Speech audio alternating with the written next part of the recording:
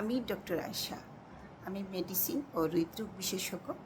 আমি আপনাদের সাথে আজকে শরীরচর্চা বা এক্সারসাইজ দিয়ে কিছু কথা বলবো।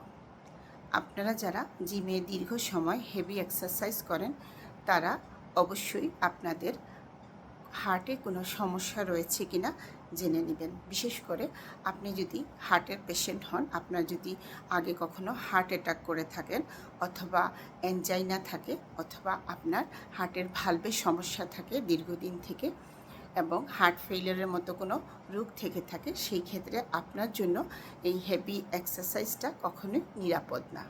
তাছাড়া আপনি যদি অনিয়ন্ত্রিত উচ্চ রক্তচাপের পেশেন্ট হয়ে থাকেন এবং আপনার যদি অনিয়ন্ত্রিত ডায়াবেটিস থাকে, সেসব ক্ষেত্রেই আপনার উচিত হবে এই ধরনের হেভি এক্সারসাইজ না করা।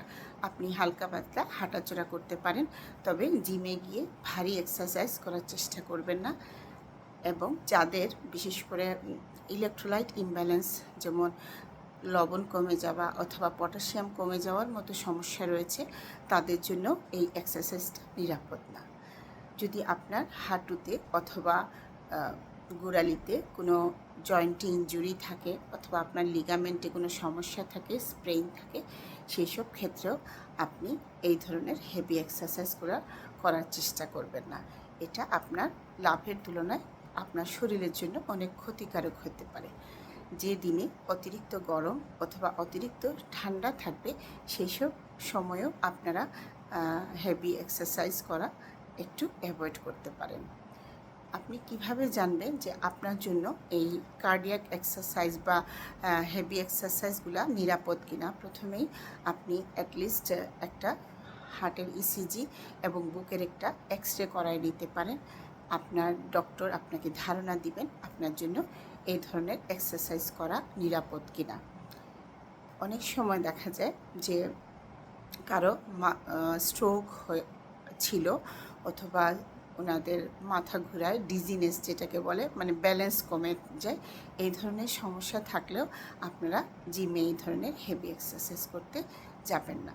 আমরা সাধারণত শরীরচর্চা বা এক্সারসাইজ করি নিজেকে ফিট রাখার জন্য, সুস্থ রাখার জন্য। এটা সবার জন্যই ভালো। কিন্তু আপনারা যারা এইসব রোগে ভুগছেন, বিশেষ করে যাদের দীর্ঘদিন হার্টের সমস্যা রয়েছে, যাদের নিউরোলজিক্যাল সমস্যা, বিশেষ করে স্ট্রোক বা ভার্টিগো, এগুলোর সমস্যা আছে, এবং যাদের দীর্ঘদিন থেকে ডায়াবেটিস, অনিয়ন্ত্রিত ডায়াবেটিস, এবং চোখে যদি কারো রেটিনোপ্যাথি থাকে, তাদের জন্য এই ধরনের এক্সারসাইজ মোটেও নিরাপদ না।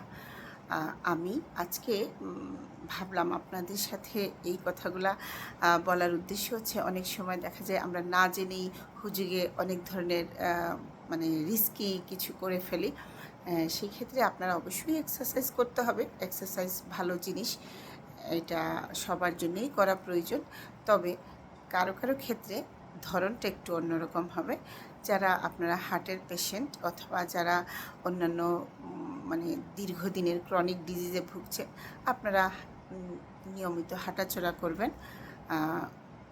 যাদের বয়স 70-এর কাছাকাছি, আপনারা ওয়েট লিফটিংয়ের মতো হেভি এক্সারসাইজগুলো করার চেষ্টা করবেন না।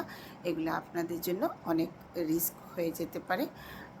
আমি আসলে ভাবছিলাম, অনেক দিন থেকেই ভাবছিলাম যে জিম তো একটা ট্রেন্ড এখন, সবাই জিমে যেতে পছন্দ করেন, জিম করতে ভালো লাগে, হয়তো ফিজিক্যাল এবং মেন্টাল ফিটনেস বাড়ে। কিন্তু যাওয়ার আগে অবশ্যই আপনার চিকিৎসকের পরামর্শ নিন। ওনারা যদি বলেন যে আপনার সেই ধরনের কোনো ঝুঁকি নেই, তাহলে অবশ্যই জিম করবেন। সুস্থ থাকবেন, ভালো থাকবেন। ধন্যবাদ সবাইকে।